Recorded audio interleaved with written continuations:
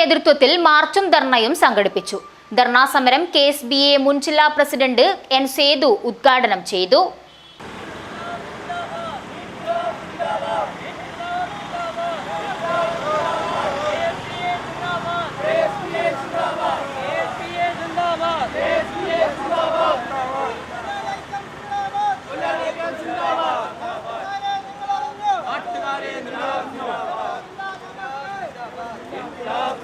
വിവിധ ആവശ്യങ്ങൾ ഉന്നയിച്ച് KSBA കാസർഗോഡ് ജില്ലാ കമ്മിറ്റിയുടെ നിർദ്ദേശപ്രകാരം താലൂക്ക് കമ്മിറ്റികളുടെ നേതൃത്വത്തിലാണ് ജില്ലയിലെ തിരഞ്ഞെടുക്കപ്പെട്ട തദ്ദേശ സ്വയംഭരണ സ്ഥാപനങ്ങളിലേക്ക് മാർച്ചും ധർണയും സംഘടിപ്പിച്ചത്.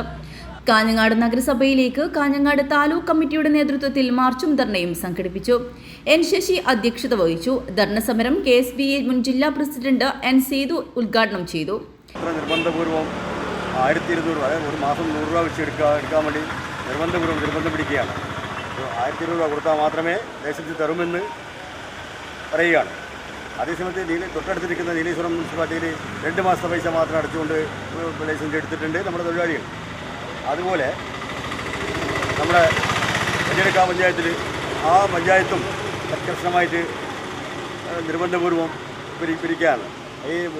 ഇന്നിപ്പോൾ ഇവിടെ കാസർഗോഡും വെഞ്ഞെടുക്കയിലും ഇതേപോലെ ധർണാ സമരം നടക്കുകയാണ്.